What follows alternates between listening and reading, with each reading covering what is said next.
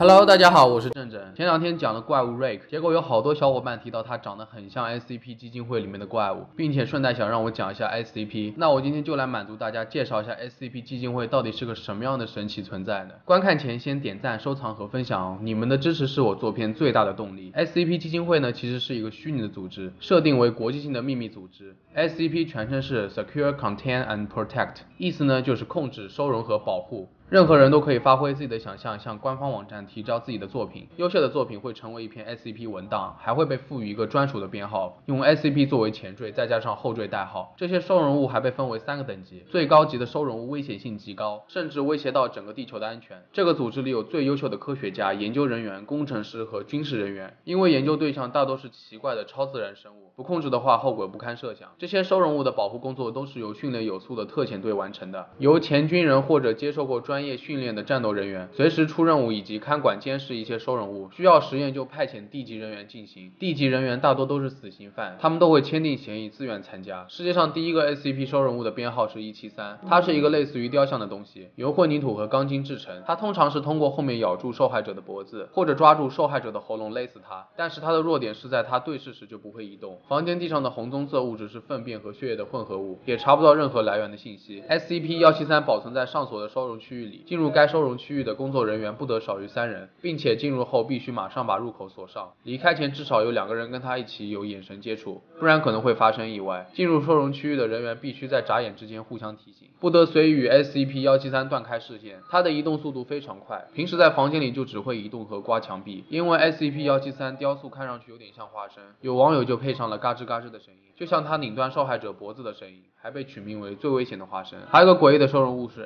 SCP-087， 它不是怪物，而是一个没有灯的平台楼梯，一共13节，然后每到一个半圆形的平台就会旋转180度，永无止境。探索的视线范围也只有 1.5 个台阶的样子，没有灯和窗户。对于 SCP-087 已经进行了4次录像记录的探索，有记录显示 SCP-087 里面存在一种痛苦的声音，像儿童的哭声。然而不管怎么往下走，也都感觉不到在接近它。每个进行探索人员都遇到 SCP-087-1， 这是个没有瞳孔、鼻孔或嘴巴的脸，但可以确定这并非是声音的来源。在第4次探索中，也是探索人员走进距离最远的一次，深度远远超出了该建筑结构的认知。没有人知道087的尽头到底在哪里，甚至可能完全没有尽头。另外还有一个叫做 SCP-049， 也是一种类人生物的实体，高约 1.9 米，外表像中世纪的瘟疫医生，眼睛跟人类很像，穿着厚厚的长袍和陶瓷面具。通过 X 射线显示长袍里确实有人形的骨骼结构。SCP-049 精通多种语言，表面上看起来很平和，但有时它会变得非常愤怒，或者有时候变得完全激进。SCP-049 致命的地方是它一旦接触人类就会立即致死。SCP-049 认为人类会带有一种瘟疫，想要试图杀死他们，并对尸体进行未知的手术。它会从体内某个地方生成一个手术包，里面有针线、手术刀和未知的药水。SCP-049 认为自己这样做是在治疗他们，其实就是在制造僵尸。这些尸体通常会恢复生命的迹象，但已经转化成类似于丧尸的无脑生物，四处游荡，一旦碰到人类就会将其杀死，然后继续无脑游荡，寻找下一个人类目标。SCP-049 这一形象在游戏中很受大家的欢迎，因为他的能力和角色落差非常大。他本来是名医生要治好病人，但他却杀死了他们。之前的视频里我讲了怪物 Rake， 结果好多人都说这是 SCP 基金会里的096，是一个身高约 2.38 米的人形生物，没有肌肉，瘦的皮包骨，像是营养不良，手臂和身体严重不成比例，体表无毛发，他嘴巴比正常人大4倍，除了眼睛没有瞳孔之外，其余面部特征与一般人类很像。SCP-096 通常很温顺，通过压力探测器监测，一天中的大部分时间他都在墙边来回踱步。但是只要有人看到 SCP-096 的脸，无论是直接看到还是看到视频还是看到他的照片，他都会进入很悲伤的状态，右手蒙住脸开始尖叫、哭泣，并发出含糊不清的声音。大约在1到2分钟之后， SCP-096 就会冲向看到他脸的人，并将他杀死并分尸，速度极快。然而再来看看怪物瑞克，他们虽然长得相似，但是瑞克并不会像096一样被看到脸后才暴怒伤人，而是自发性的无意识伤人，而且见过他的人本来就很少。怪物瑞克被定义为都市传说，而096处于 SCP 本来就是意淫出来的产物，两者其实都是虚拟的，但是他们都可以给游戏和电影带来非常好的经济效应。SCP 收容失效是一款基于 SCP 基金会广受欢迎的游戏，上面提到的收容物都有相关的游戏。目前为止 SCP 基金会收容物将近6000个，而且还在不断增加。如果这期视频有人看，并且观看量很高的话，我会再做一期关于 SCP 话题的视频。好了，本期节目就到这里了，如果有什么想法的话，可以在评论区留言哦。那我们下期再见啦。